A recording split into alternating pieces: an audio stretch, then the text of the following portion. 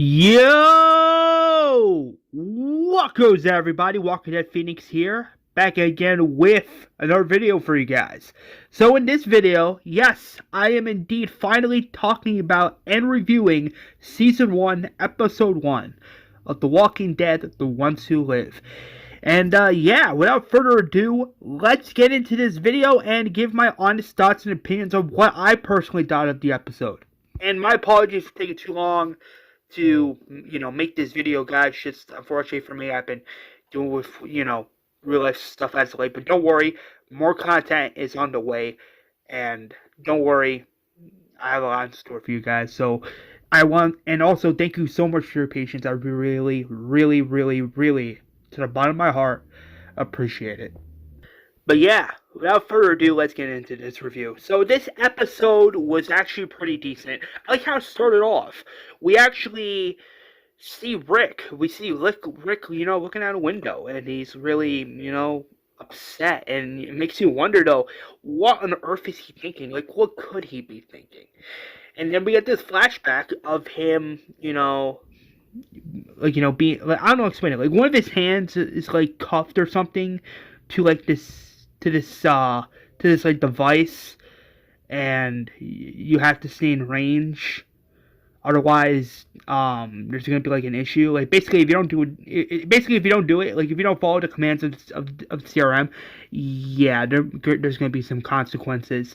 But yeah, so Rick kills a walker. So he has this idea of trying to escape. So he grabs it like his hatchet. And he's like, he does mention this to the soldier. Like he's bluffing, like, "Oh, I'm just finding my axe." But then he unfortunately uses the axe he's using to cut off his hand. So he tries. He tries to escape, but he's unable to. He passes out, and he wakes up. And he's in a bed, and his area where his hand used to be is all stitched up. And Rick has officially lost his hand. And don't worry, I'll get more into that in the review. So Rick actually interacts with some new characters, but it's like one or two characters, nothing too major, nothing too big. So he like interacts with a new character named Pearl Thorn. I'm just gonna call her Thorn because it's a little confusing that her first name and last name. I'm just gonna call her Thorn. But yeah, so Rick interacts with Thorn. We get this cool flashback of them training together. Thorn is the assigned CRM partner to Rick, which is a little interesting, but then again it's a little understandable because Rick has to interact with somebody, right? We meet a character named Donald Okafor, and Okafor basically Okafor pretty much sees the potential in Rick, and he actually sees him as somewhat of an asset to the CRM and to the cause that they're trying to provide for, not just for the citizens and for the soldiers, but for the entire community. So Okafor sees what's in Rick. In my opinion, I think Okafor sees Rick's leadership skills, and that's hence why Rick even says in the episode, like, Okafor saw something in me. So as he's like narrating, but yeah, and also one of the scenes we see is Rick actually killing walkers in a badass fashion with one hand. But he's actually upset. Not upset at the fact that he lost his hand, but upset that he's still trapped. Because, and keep this in mind, guys, he still feels like he is trapped at this place. After so many years, he still feels he is trapped. So we also get like a scene in the episode, I'm not joking, this is actually an episode, where Rick interacts with Thorn. And somewhere in the conversation, Thorn even mentions to Rick, like, "Listen, I know why you keep trying to leave. I know why you keep trying to escape. There's someone out there, or some people out there trying to get back to you, yeah." And then Thorn just goes off by saying, "Oh, I could be wrong, I could be wrong. Point this out in the comments down below. I could be wrong, but I think Dorn said something on the lines like, "Oh, I was trying to get back to someone too," but as time went on, I realized that I was never going to get back to that person. I realized that whatever old life I had before I made it here to the CRM, it doesn't matter. It was something like that, and Rick's and I don't know, Rick in his mind's like, "What are you talking about?" But yeah, it was something like that, and then. And then Thorne tries to tell Rick like, oh, whoever you're trying to go back to, they're gone. And then Rick gets in her face and straight up says, but she's not God.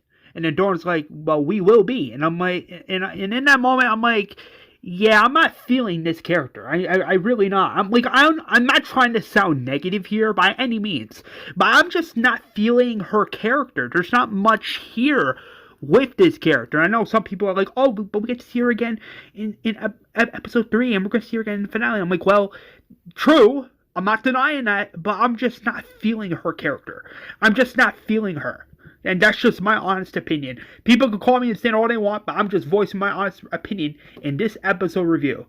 And then the conversation ends up like, oh, let's go get a drink before we kill each other. It was something like that. And I'm like, what the hell? And then we got some scenes where Rick actually talks with Esteban. In my honest opinion, this was one of the best scenes in the episode. Because in this episode, as Rick is talking with Esteban, like the second scene, not the first scene, the second scene, where Rick actually, expresses himself to Esteban. He even says to Esteban, like, listen, I just want to go home. And I'm like, that's true. Rick just wants to go back to Alexandria. He just wants to go back to Michonne, to Judith. He just wants to go back home. And you can sense that desperateness in his voice in that scene, because you can just get that feeling, that he just wants to leave the CRM. He doesn't want to be there. He's like, well, why am I here? I just want to go back home. Like, come on now. So Esteban actually helps out Rick. Esteban's like, okay, I'll help you out. I could be wrong, but I believe he gives Rick these like keys, or not keys, like a card, like an access card, or something, and then Esteban says something along the lines like, oh, just don't die. Here's something like that. And Rick's plan was actually pretty solid, I'm not gonna lie. So basically, Rick's plan was he was gonna fake his death. He was gonna use like a fresh CRM body or a dead CRM body, put the dog, his CRM dog tags on the body, and then from there, he was just gonna straight up fake his death. Make the CRM believe that Rick is dead, hence he can use like one of the shortcuts through the sewer, and then from there he should be able to use that to like get the high ground, and then eventually get back to Alexandria. So I mean, that plan, it's not really a dumb plan, like it's not all that far-fetched, but if you really think about it, that actually sounds like a pretty decent plan. And I'm not lying when I say that, because it's like, well, he was gonna fake his death. But unfortunately, so before Rick can, he was gonna blow up, he was gonna blow up the gas thing, and then from there, the whole area was gonna like explode or some shit, and then eventually they would find the body, and then they'll get to the realization like, oh snap, he's dead, like Rick is dead. But yeah, that was what he was gonna do. He was gonna grab a grenade, he was gonna throw it at that gas thing, but then like some walkers got in the way, so he kills the walkers, and then I kid you not. And you can actually rewatch this episode on AMC Plus, because this is actually fact. So after he kills like two or three walkers, he sees this little girl. The little girl actually screams. Like it was like something like this, like ah, ah! It was something like that, like a little girl scream. And then Rick's like shit. So he ends up not going through with the plan. So he actually starts he kills. He probably kills. I'm pretty sure he does kill some more walkers. But then that's where Dorn finds the little girl, and Dorn assures the little girl that, hey, everything's gonna be all right. We got a place. It's really nice. And then Dorn's just looking at Rick, And and I kid you not, when Dawn was looking at Rick, I'm like, oh, you have got to be kidding me, because I'm here because I don't know why I thought in my mind that she was gonna say something, but that doesn't go nowhere. So so yeah, that goes nowhere, and then okay, so yeah, and then we get the next scene. We get to like the next scene where Rick actually confronts Oakenvor. And I guess by this point, Rick, I guess Okafor told Thorn some stuff. This is my guess that Okafor told Thorn some things about Rick. Hence why Rick went back to Okafor at his greenhouse. So Rick confronts Okafor at his greenhouse by using he uses like his fake hand, like there's like a knife on his fake hand, like his prosthetic. So he aims it at Okafor's neck and he whispers, "Wake up." It was something like that in the episode. So Okafor wakes up, and then Okafor's like, "Oh, you forgot to salute, soldier." And then Rick's like, "Don't call me that." And so so Okafor Okafor wakes up and basically spills the beans. He basically reveals to Rick, like, listen, I know about your escapes. I know about the letter you wrote in the bottle, the letter you put in the bottle. I know about that. I know about the phone you wrote in like Japanese. I know about the poems and shit. I pretty much know somewhat about you by this point. I'm being serious. He reveals that to Rick, and then Rick just, I believe, Rick kicks him in the face, and then Rick straight up is like, Rick does kick him in the face after threatening Michonne and basically making fun of Michonne's name, and that's where Rick's like, listen, I don't care why you're covered in blood, I don't care why the helicopters go out and don't come back, and then Rick basically just screams, like, those aren't my people. This isn't my home. My life is my choice. And I liked that scene. It's one of the best acted scenes of the whole episode, and I love that. I'm sorry. Andrew Lincoln's acting in this episode is one of the greatest I've ever seen on TV. Really good. And of any Walking Dead TV show, universe-like media. Like, it's like, wow. Like, wow. This is actually really good. And then Rick just basically says, like, listen, my wife, my daughter, my life is my choice. You really think I cut her off my hand, did what I did, tried to escape? You really think I did all that just so I could let anyone tell or do anything for me? I'm like, that's true. And then Okafor once again says, like, oh, you made the choice. And then Rick gets mad again. He's like, well, you have nothing else. You have nothing else here but your duty. That's all. Because to be fair, that's all he does. That's all he has. So Okafor basically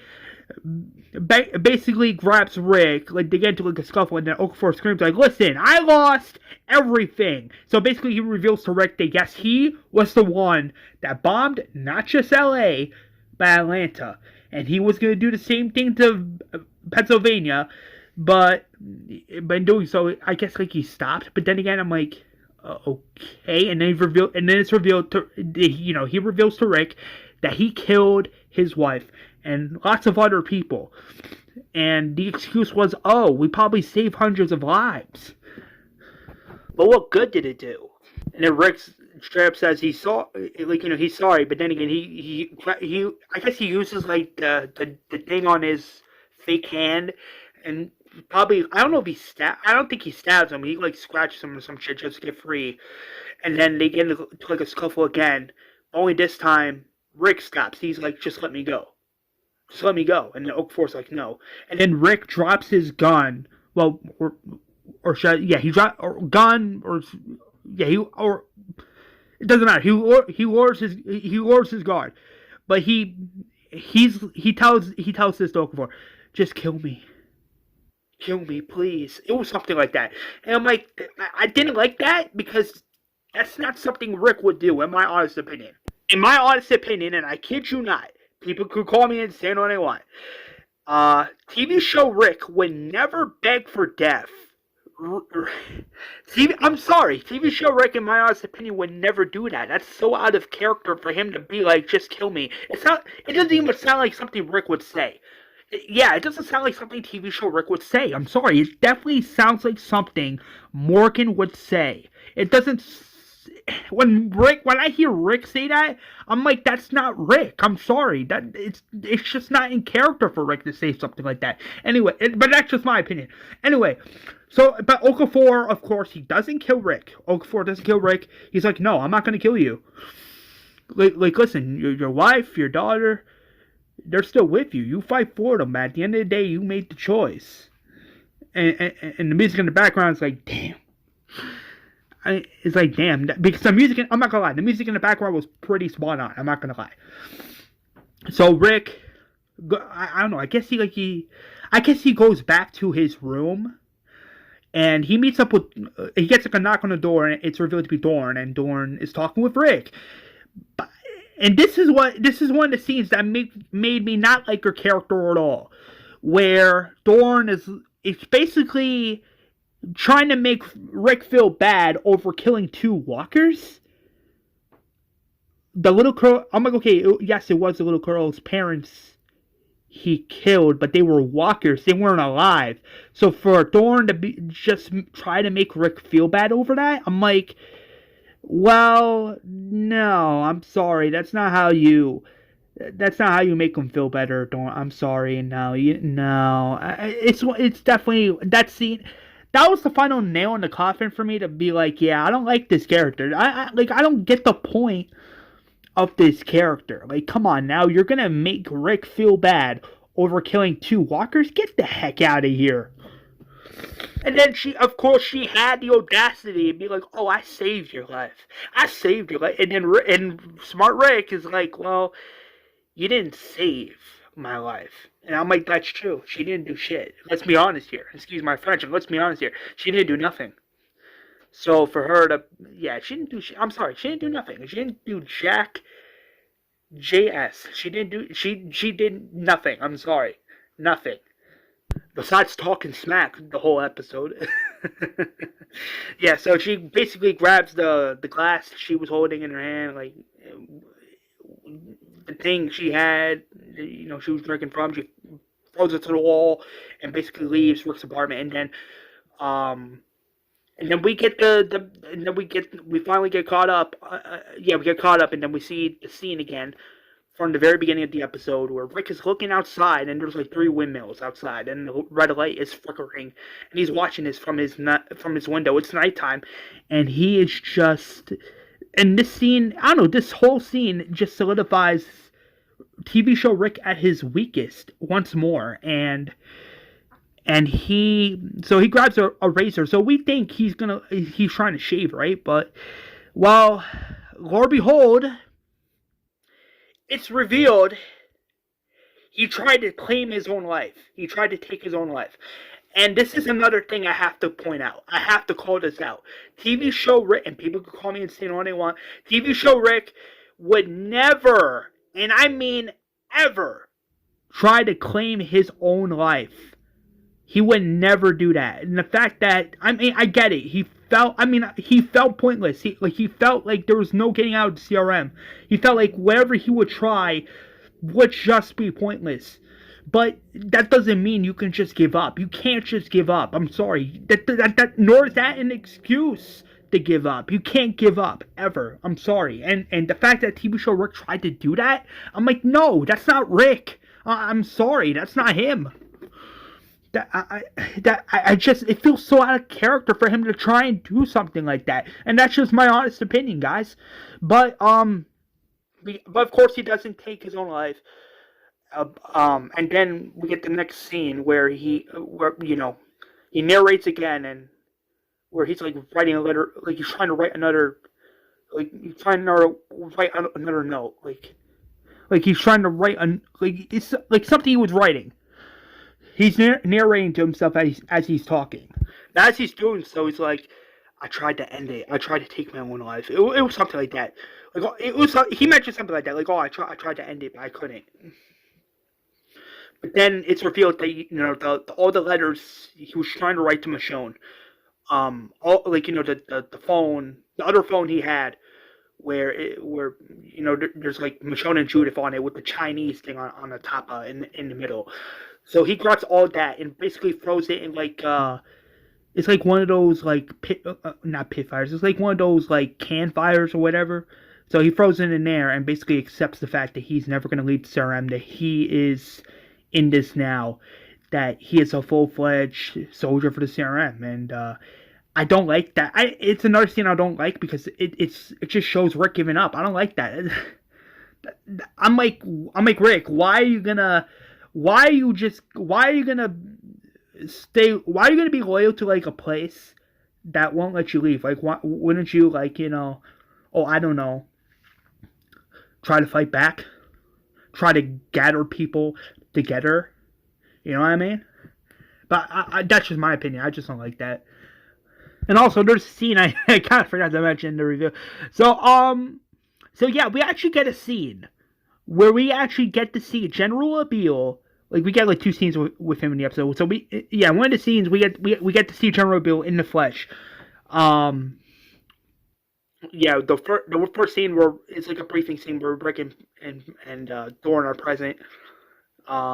And then the other scene is where after Rick jogs, he goes back to that bench, like the bench he would always sit at, towards like the middle of the episode.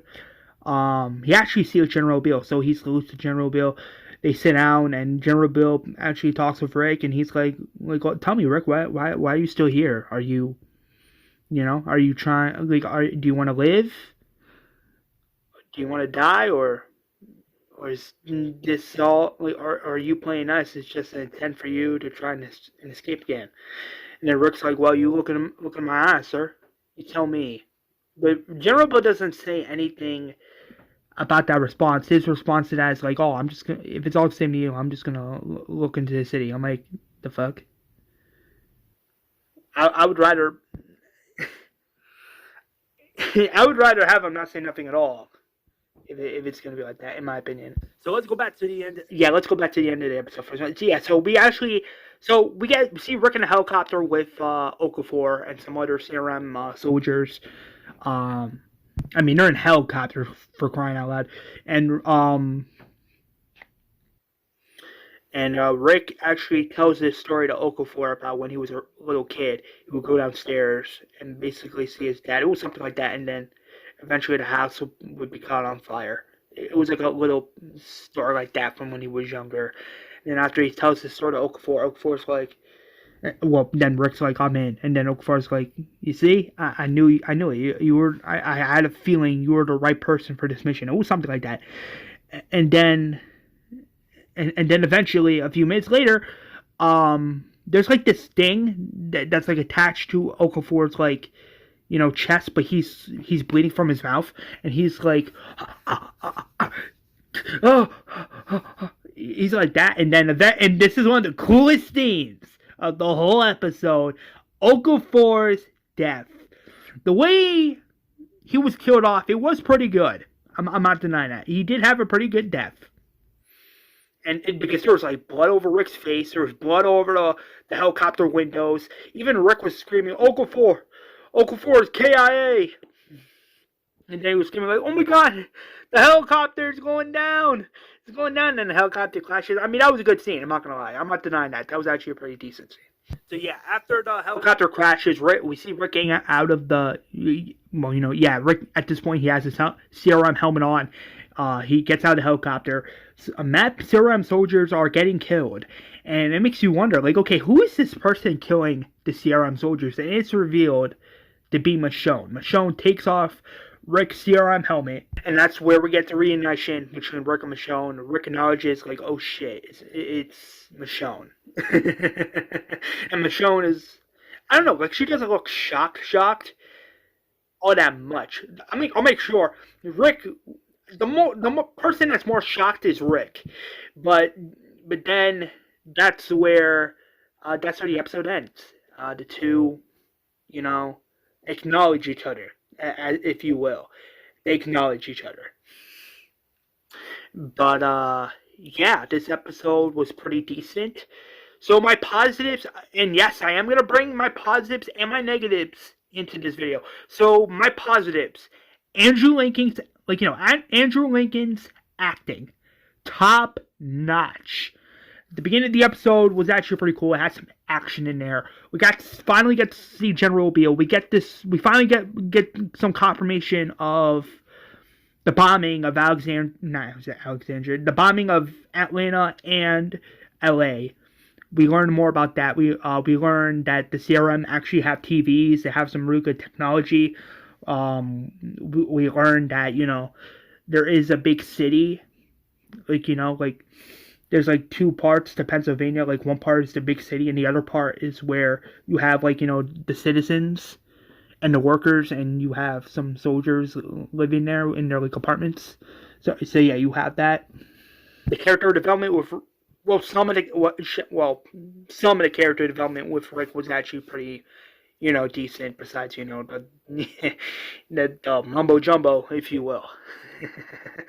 But yeah, those are the positives I had this episode, which really made the episode for me. I'm like, this is great. This is awesome.